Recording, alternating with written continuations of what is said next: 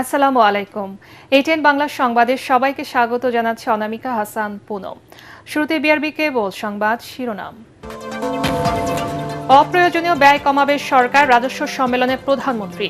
কর্মকর্তাদের বহুমাত্রিক দক্ষতা অর্জনের তাগিদ, কর্মকর্তাদের দণ্ড মওকুফের বিষয়টি বিবেচনার আশ্বাস।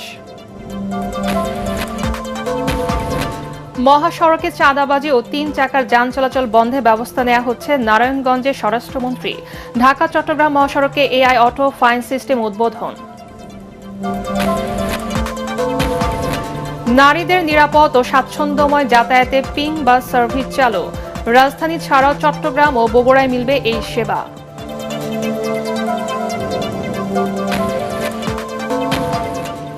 ৫ আগস্টের পর এখনো পলাতক ৬৯০ জন, জানালেন কারা মহাপরিদর্শক। দেশের কারাগারগুলোর ধারণ ক্ষমতা ৪৫,০০০ হলেও বন্দির সংখ্যা দ্বিগুণেরও বেশি। এবং ইরানকে আত্মসমর্পণের আহ্বান ট্রাম্পের। মধ্যপ্রাচ্যে আবারও মার্কিন হামলার শঙ্কা। বিশ্ব বাজারে বেড়েছে অপরিশোধিত তেলের দাম।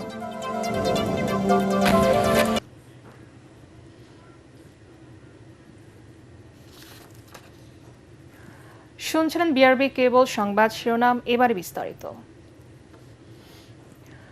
মানুষ যাতে স্বেচ্ছায় কর দেয় সেই পরিবেশ নিশ্চিতে কর ব্যবস্থাপনা ও আদায় পদ্ধতি সহজ, দুর্নীতি ও হয়রানি মুক্ত করার নির্দেশ দিয়েছেন প্রধানমন্ত্রী তারেক রহমান। রাজধানীতে দ্বিতীয় রাজস্ব সম্মেলনে তিনি বলেন, একই করদাতাদের উপর বারবার করের বোঝা বাড়িয়ে রাজস্ব বৃদ্ধির নীতি টেকসই পদ্ধতি নয়, বরং কর প্রদানে সক্ষম ব্যক্তিদেরকে শনাক্ত করে তাদেরকে করের আওতায় আনতে হবে।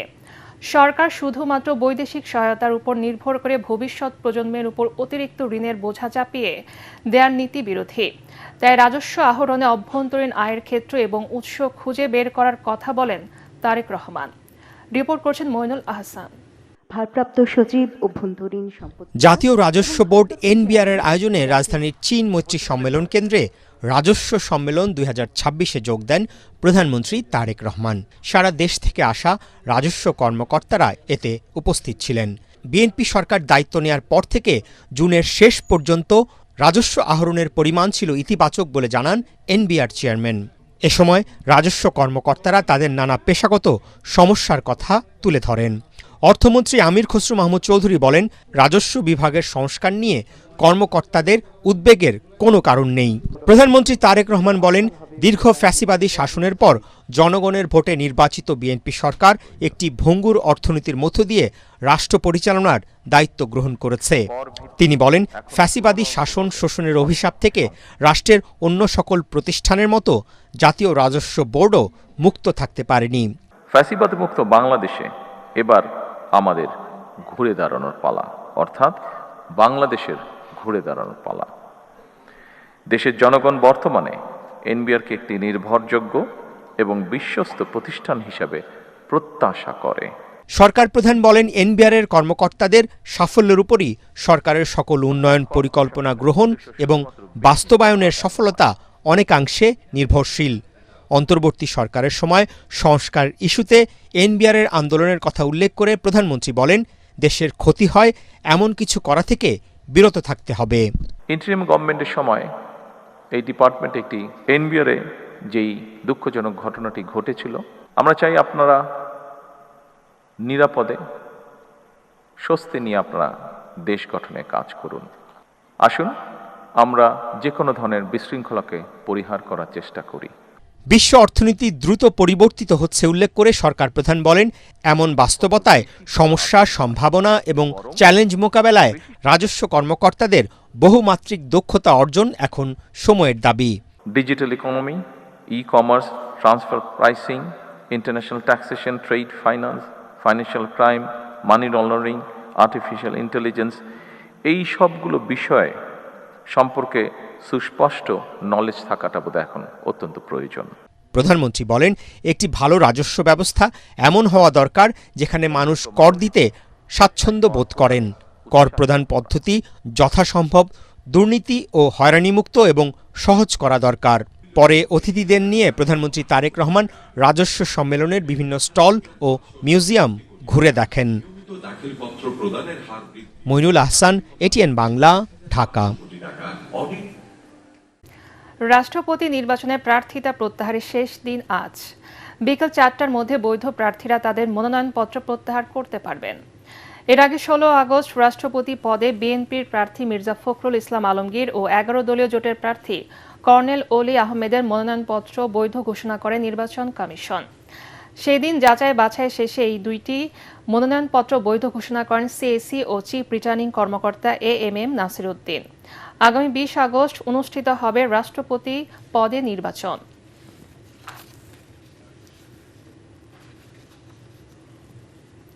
মহাসড়কে কোনো প্রকার 3 চাকার যানবাহন চলতে দেওয়া হবে না বলে জানিয়েছেন স্বরাষ্ট্রমন্ত্রী সালাউদ্দিন আহমদ।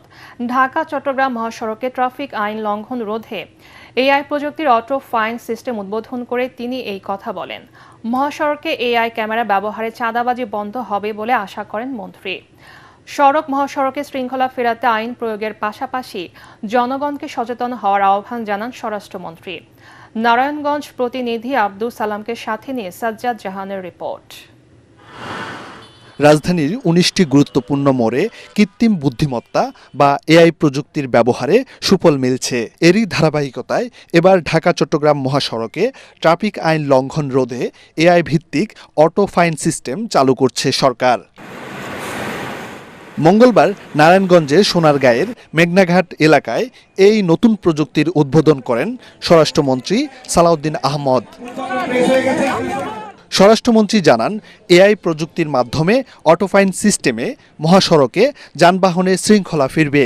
দুর্ঘটনা রোধে মহাসড়কে কোনো প্রকার 3 হুইলার চলতে দেওয়া হবে না বলেও জানান তিনি। যেখানে সাইন সিগন্যাল দেওয়া আছে সেটা অমান্য করলে তার উপরে ফাইন আরোপ করা হবে। অটোমেটিক্যালি এটা বিআরটি এর কাছে চলে যাবে এবং টেলিফোনিক মেসেজের মাধ্যমে সে গাড়ির মালিকের কাছে যার নামে রেজিস্ট্রেশন তার কাছে সেই মেসেজ পৌঁছে যাবে। এআই প্রযুক্তি বাস্তবায়নের ফলে সড়ক মহাসড়কে চাঁদাবাজি বন্ধ হবে বলেও আশা প্রকাশ করেন তিনি। মহাসড়কে যে চাঁদাবাজি হয় সেটা মালিক পক্ষ থেকে হোক, শ্রমিক ফেডারেশনের পক্ষ থেকে হোক বা পুলিশের পক্ষ থেকে হোক, সবকিছু ক্যামেরায় যেহেতু রেকর্ডেড থাকবে, আশা করি এই প্রবণতাটা কমবে এবং আমি বিশ্বাস করি জনগণের সহযোগিতায় আমরা মহাসড়কে চাঁদাবাজি বন্ধ করতে পারব। ঢাকা চট্টগ্রাম মহাসড়কের নারায়ণগঞ্জের সাইনবোর্ড থেকে চট্টগ্রাম সিটি গেট পর্যন্ত গুরুত্বপূর্ণ স্থানগুলোতে 1427টি এআই ক্যামেরা স্থাপন করা হয়েছে। সাজ্জাদ জাহান, এটিএন বাংলা, ঢাকা। নির্বাচনী ইশতেহারে বাস্তবায়নে প্রধানমন্ত্রী তারেক রহমানের হাতকে শক্তিশালী করতে কাজ করবেন দলের স্থায়ী কমিটিতে নতুন করে যুক্ত হওয়া 4 সদস্য। সকালে রাজধানীর জিয়া উদ্যানের শহীদ রাষ্ট্রপতি ও দলের প্রতিষ্ঠাতা জিয়াউর রহমান এবং সাবেক প্রধানমন্ত্রী বেগম খালেদা জিয়ার সমাধিতে শ্রদ্ধা নিবেদন শেষে সব কথা বলেন তারা। স্থায়ী কমিটির সদস্য রুহুল কবির রিজভী জানান, বিএনপির দর্শনকে সামনে রেখে দেশ গড়বে বর্তমান সরকার। আরেক স্থায়ী কমিটির সদস্য আমানুল্লাহ আমান বলেন, তারেক রহমান ও জনগণের চেষ্টায় দেশ ফ্যাসিবাদ মুক্ত হয়েছে, ভোটাধিকার ফিরে এসেছে।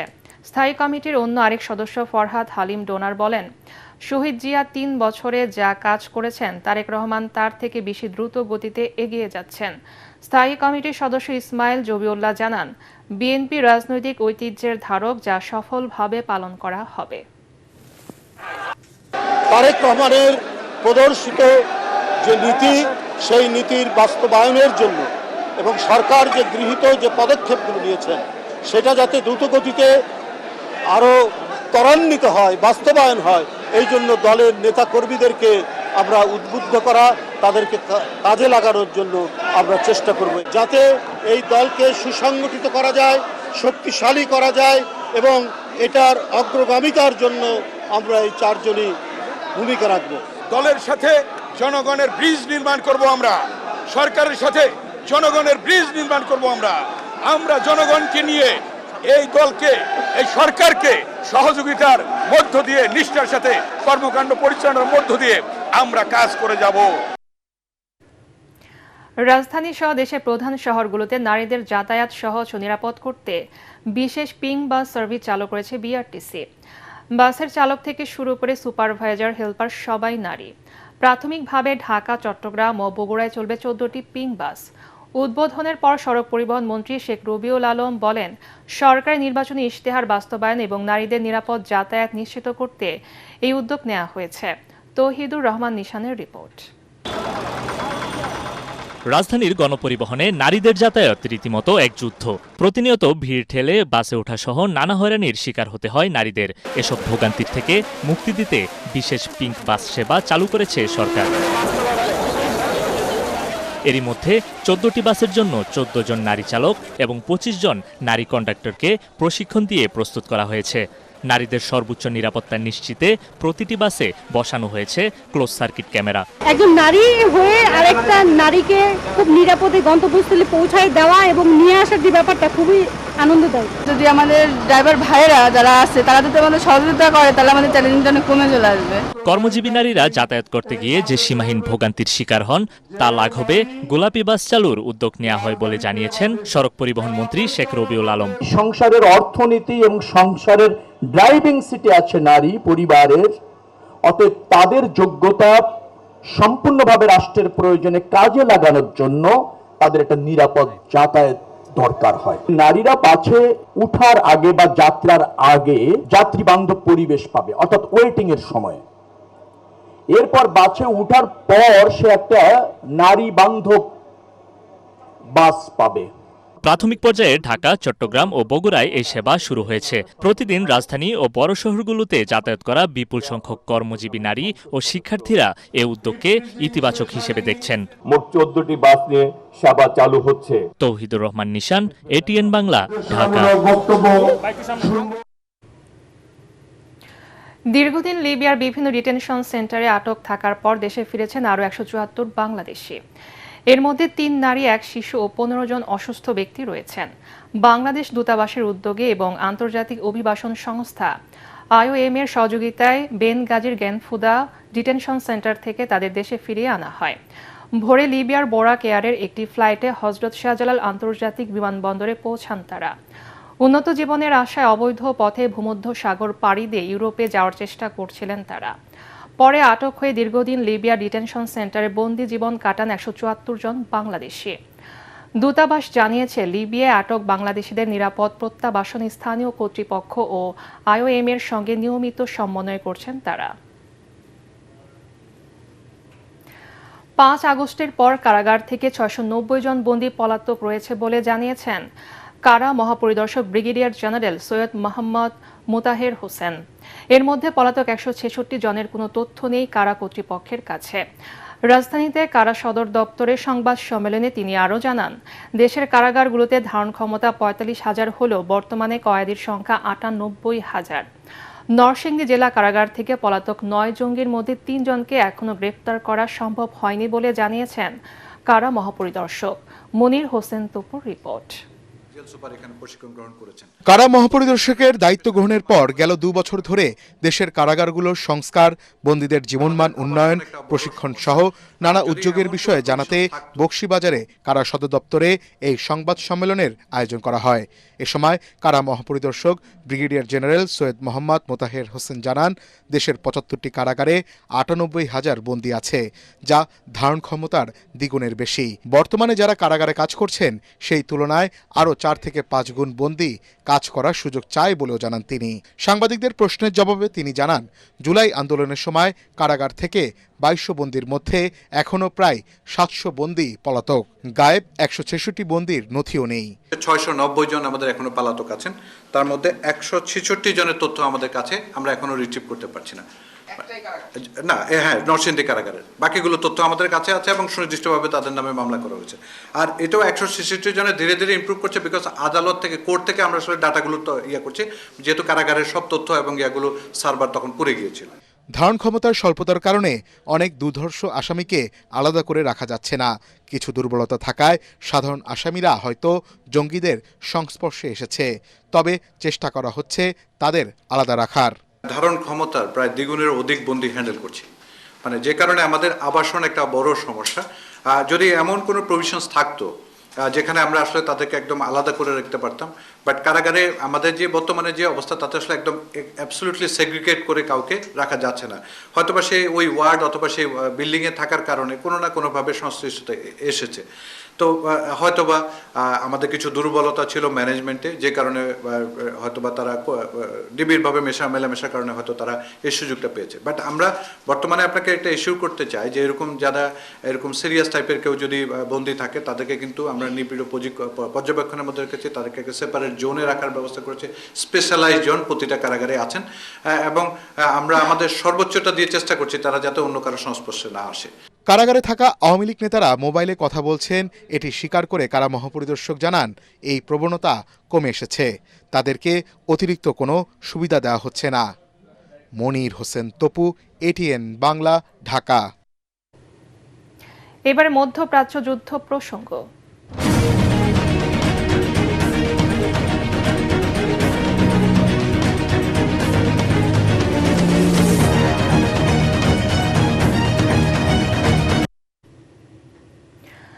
ইরানের সঙ্গে যুদ্ধবিরতির সময়সীমা পার হওয়ার পর আবারও মার্কিন হামলার শঙ্কায় মধ্যপ্রাচ্য। এই বিষয়ে মার্কিন প্রেসিডেন্ট ডোনাল্ড ট্রাম্প জানান, ইরানের সাথে মেয়াদ শেষ হওয়া সমঝোতা আর নবায়ন করতে চায় না যুক্তরাষ্ট্র। তেহরানের এখন আত্মসমর্পণের বিকল্প নেই বলে জানান ট্রাম্প। একই সাথে হরমুজ প্রণালীকে যুক্তরাষ্ট্রের অঞ্চল হিসেবে নিয়ন্ত্রণের কথাও জানিয়েছেন তিনি। ট্রাম্পের দাবি, অবরোধের মাধ্যমে যুক্তরাষ্ট্র এখন প্রণালীটি নিয়ন্ত্রণ করছে। এদিকে ইরান ও ওমানের মধ্যে হরমুজে নৌ চলাচল স্বাভাবিক রাখতে ইরান ও ওমানের মধ্যে হওয়া সমঝোতায় ক্ষোভ প্রকাশ করে ট্রাম্প হুঁশিয়ারি দিয়েছেন, যুক্তরাষ্ট্রের পরিকল্পনায় বাধা দিলে ওমানের বিরুদ্ধে সামরিক পদক্ষেপ নেওয়া হতে পারে। বিশ্লেষকরা মনে করছেন, ট্রাম্পের এসব দাবি সর্বোচ্চ চাপ প্রয়োগের কৌশল। মূলত ইরানকে পিছু হটাতেই এমন হুমকি দিয়ে যাচ্ছেন মার্কিন প্রেসিডেন্ট। এদিকে মধ্যপ্রাচ্যে যুদ্ধবিরতি বাড়ানোর সম্ভাবনা ক্ষীণ হয়ে যাওয়ায় এর প্রভাব পড়তে শুরু করেছে বিশ্ব জ্বালানি বাজারে। সরবরাহ নিয়ে চরম উদ্বেগ তৈরি হয় অপরিশোধিত তেলের দাম আরও ঊর্ধ্বমুখী। আল জাজিরা জানিয়েছে, আজ আন্তর্জাতিক বেঞ্চমার্ক ব্রেন্ট ক্রুডের দাম ব্যারেলে 27 সেন্ট বেড়ে $91.14 পৌঁছেছে। সংখ্যা দীর্ঘায়িত হলে তেল সরবরাহে বড় ধরনের বিঘ্ন ঘটতে পারে। এই আশঙ্কায় বিশ্ব বাজারে জ্বালানির দাম নতুন করে রেকর্ড মূল্য ছোঁয়া শুরু করেছে। বাংলাদেশে বিনিয়োগ বাড়ানোর পাশাপাশি স্থলবন্দরগুলোতে পণ্য দ্রুত খালাসের প্রস্তাব দিয়েছেন ভারতীয় ব্যবসায়ীরা। সচিবালয়ে বাণিজ্যমন্ত্রী খন্দকার আব্দুল মুক্তাদিরের সঙ্গে বৈঠকে এই প্রস্তাব দেন তারা। মন্ত্রী বলেন, দুই দেশের স্বার্থেই বাণিজ্যিক সম্পর্ক আরও জোরদার করা প্রয়োজন। এদিকে বাজারে নিত্যপণ্যের দাম মোটামুটি স্থিতিশীল রয়েছে বলেও দাবি করেন তিনি। মৌসুম না থাকায় কিছু সবজির দাম বেড়েছে উল্লেখ করে তিনি বলেন, উৎপাদন খরচ বেশি হওয়ায় পণ্যের দাম প্রত্যাশিত মাত্রায় কমানো যাচ্ছে না। অন্তর্বর্তী সরকারের সময় বিদেশিদের প্রেসক্রিপশনে তরুণরা রাষ্ট্র ক্ষমতা গ্রহণ করে বলে জানিয়েছেন প্রবাসী কল্যাণ প্রতিমন্ত্রী নুরুল হক নূর। তবে তারা দুর্নীতিতে যুক্ত হওয়ায় জুলাই স্পিরিট ব্যাহত হয়। রাজধানীর সিরডা মিলনায়তনে এক অনুষ্ঠানে তিনি এসব কথা বলেন। প্রতিমন্ত্রী আরও বলেন, জুলাই আন্দোলনে নারী ও তরুণরা গুরুত্বপূর্ণ ভূমিকা পালন করলেও আন্দোলন পরবর্তী রাজনীতিতে তাদের অনেকেই এখনো কাঙ্ক্ষিত মর্যাদা পাচ্ছে না। আমরা তো আশাবাদী হয়েছিলাম যে সব তরুণরা মিলে বাংলাদেশের রাজনীতিটা পরিশুদ্ধ করব। আজকে ধরেন এই যারা উপদেষ্টা হয়েছে, এরা যদি উপদেষ্টা না হয়ে বাইরে থেকে প্রেশার গ্রুপ হিসেবে দুর্নীতির বিরুদ্ধে আওয়াজ তুলতো, সংস্কারের প্রশ্নে আওয়াজ তুলতো, আন্দোলনকারী তরুণদের থেকে একটা প্রতিনিধি প্রত্যেক দলকে দিতে হবে, এই মৌলিক পরিবর্তনের জায়গা যদি থাকতেন, আর দেশটা কিন্তু একটা ভিন্ন দিকে যেতে পারত। দেশের বিস্তৃত সমুদ্র সীমা, উপকূলীয় এলাকা ও বন্দরের নিরাপত্তা নিশ্চিতে কোস্ট গার্ড এবং নৌ পরিবহন অধিদপ্তরের মধ্যে একটি সমঝোতা স্মারক সই হয়েছে। আন্তর্জাতিক সামুদ্রিক সংস্থা IMO এর সলাস, মার্পল এবং সার্ক কনভেনশন বিভিন্ন আন্তর্জাতিক বাধ্যবাধকতা বাস্তবায়নে এই সমঝোতা চুক্তি মাইল ফলক হিসেবে কাজ করবে। এই চুক্তির ফলে উভয় প্রতিষ্ঠান এখন থেকে নিয়মিত তথ্য আদান প্রদান, যৌথ প্রশিক্ষণ কার্যক্রম পরিচালনা এবং যে কোনো জরুরি পরিস্থিতিতে সমন্বিত ও দ্রুত সাড়া প্রদান করতে সক্ষম হবে। রাজধানীর আগারগাঁয়ে কোস্ট গার্ড সদর দপ্তরের সংবাদ সম্মেলনে বাহিনীর মহাপরিচালক বলেন, এই চুক্তির ফলে সামুদ্রিক ঝুঁকি হ্রাস, জাহাজের নিরাপত্তা জোরদার এবং সাগরে জরুরি উদ্ধার অভিযানে দুই প্রতিষ্ঠানের অংশগ্রহণ নিশ্চিত হবে।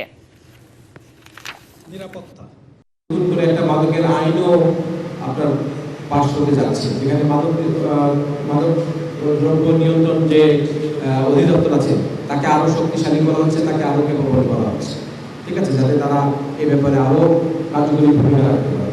তো মানে মোদ্দা কথা হলো বাংলাদেশ সরকারের মাদকের ব্যাপারে এই মুহূর্তে জিরো টলারেন্স। মুন্সিগঞ্জ শহরের প্রধান সড়ক যেন দুর্ভোগের অপর নাম। খানাখন্দে ভরা সড়কে চলাচলে ভোগান্তির শেষ নেই নগরবাসীর। এর মধ্যে নতুন করে ড্রেন নির্মাণের জন্য রাস্তা কাটায় পরিস্থিতি আরও নাজুক। কর্তৃপক্ষ বলছে ঠিকাদারের কাজে ধীর গতির কারণে এই সংকট। মুন্সিগঞ্জ প্রতিনিধি ফরিদুল হাসান ফরিদের পাঠানো তথ্যচিত্রে বিস্তারিত জানাচ্ছেন জাহিদুল আলম। ধলেশ্বরী নদীর তীরে পৌনে 11 বর্গ কিলোমিটার আয়তনের মুন্সিগঞ্জ শহরের সড়কের দুর্ভোগ এখন নিত্যদিনের। কোথাও পিচ উঠে তৈরি হয়েছে বড় বড় গর্ত, আবার কোথাও ড্রেন নির্মাণের জন্য কেটে রাখা হয়েছে সড়ক। এরই মধ্যে সড়কের একটি অংশে পৌরসভার পানির লাইনের ফুটো দিয়ে বের হচ্ছে নোংরা পানি। আর বৃষ্টি হলে সীমা ছাড়ায় মানুষের ভোগান্তি, ফলে বাড়ছে যানজট, ঘটছে দুর্ঘটনা, আর দুর্ভোগে পড়ছেন পথচারী, রোগী ও যানবাহন চালকেরা। এইভাবে তো গাড়ি ঘোড়া চালানো যায় না ঠিক মতো, সারা শরীর ব্যথা হয়ে যায়। যেই যা কি বাচ্চাদের নিয়ে প্রচুর রিক্সে আছি আমরা, স্কুলে আসতে আমাদের খুবই ভোগান্তি হয়। হাসপাতালের মধ্যে রাস্তা চালাবেন যে সব রুগী যায়। পরে রাস্তাটা অনেক দিন হয়ে গেছে, এই কাজটা ধরছে, এই যে আপনারা দেখতেছেন কোনো কাজ হইতেছে। জেলা পরিষদে যারা আছে, জেলা প্রশাসক আছে, হ্যাঁ, তাদের কাছে সবচেয়ে বড় আবদার এটাই, মূল যেই সড়কটা এটা আপনারা আপনার কাজ করেন। ঠিকাদারের ধীরগতির কাজের জন্যই সড়কটি ঘিরে দুর্ভোগ বাড়ছে বলে জানায় কর্তৃপক্ষ। দ্রুত স্থায়ীভাবে সমস্যার সমাধান হবে বলে আশা মুন্সিগঞ্জ পৌরসভার।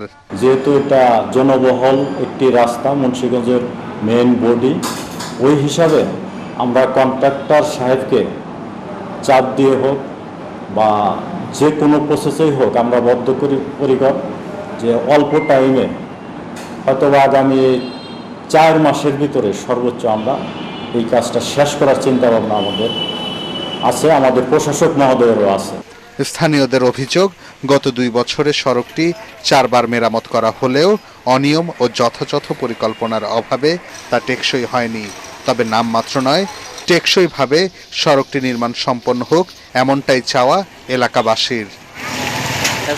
Bureau report, ATN Bangla. এবারে পূবালী ব্যাংক বাণিজ্য সংবাদ।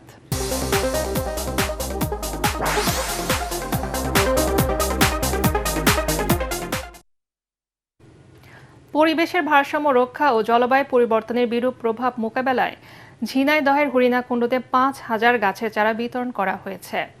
উপজেলার রঘুনাথপুর গ্রামে গোল্ডেন অ্যাগ্রোভেট নামে একটি বেসরকারি প্রতিষ্ঠান এসব গাছের চারা বিতরণ করে। হরিণাকুণ্ডু উপজেলা নির্বাহী কর্মকর্তা প্রদীপ্ত রায় দীপন ও উপজেলা কৃষি কর্মকর্তা শরীফ মোহাম্মদ তিতুমির সহ অন্যান্যরা অনুষ্ঠানে উপস্থিত ছিলেন। এই সময় উপজেলার শতাধিক শিক্ষা প্রতিষ্ঠান ও স্থানীয়দের মাঝে ফলজ, বনজ ও ঔষধি গাছের চারা বিতরণ করা হয়। এবারে আন্তর্জাতিক সংবাদ।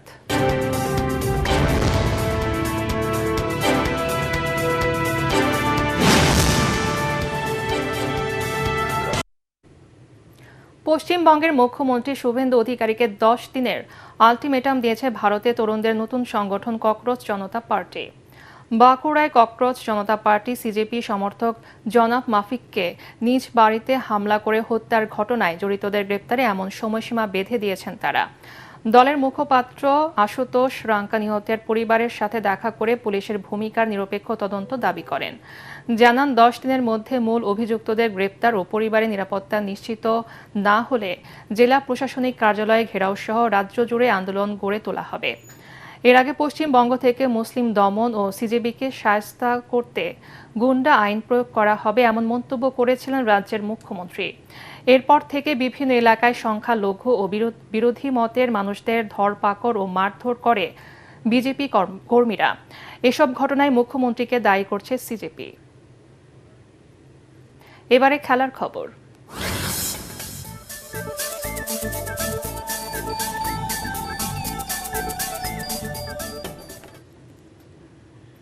বাংলাদেশের বিপক্ষে টেস্ট সিরিজে হোয়াইট ওয়াশ এড়াতে দলে একটি পরিবর্তন এনেছে ক্রিকেট অস্ট্রেলিয়া।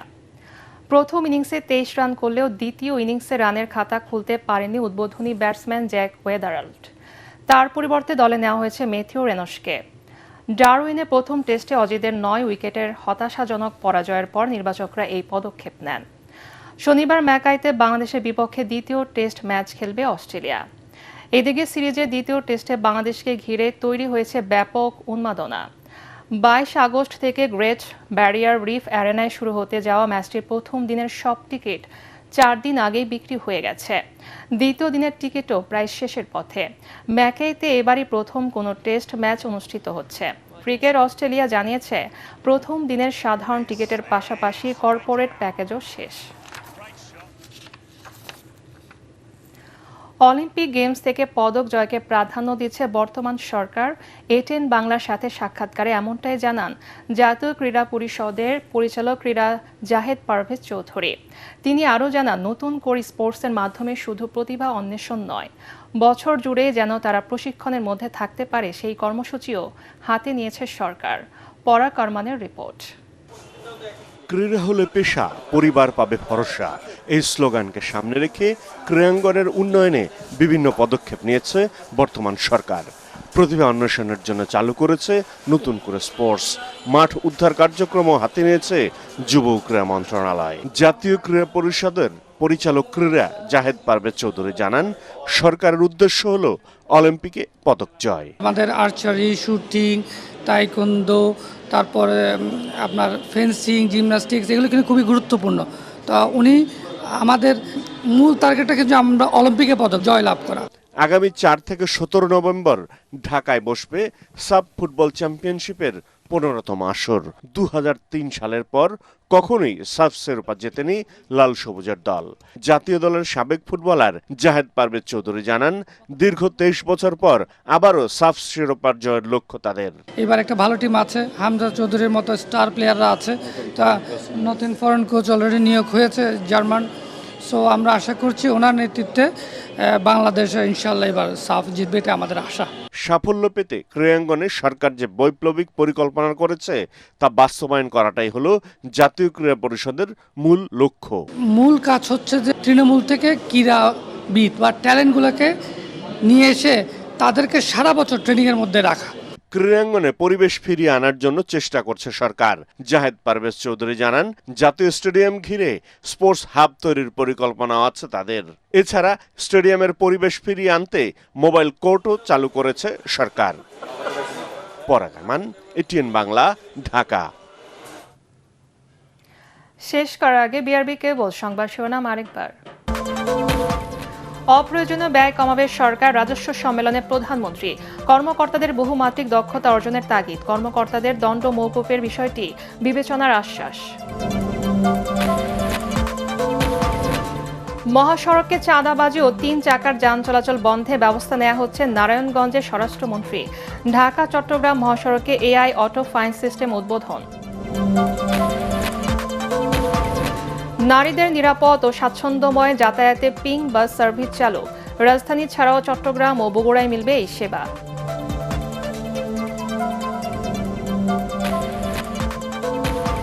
5 আগস্টের পর এখনো পলাতক 690 জন, জানালেন কারা মহাপরিদর্শক। দেশের কারাগারগুলোর ধারণ ক্ষমতা 45,000 হলেও বন্দির সংখ্যা দ্বিগুণেরও বেশি। এবং ইরানকে আত্মসমর্পণের আহ্বান ট্রাম্পের। মধ্যপ্রাচ্যে আবারও মার্কিন হামলার শঙ্কা, বিশ্ব বাজারে বেড়েছে অপরিশোধিত তেলের দাম। পরবর্তী সংবাদ দেখার আমন্ত্রণ জানিয়ে এখনকার মতো শেষ করছি।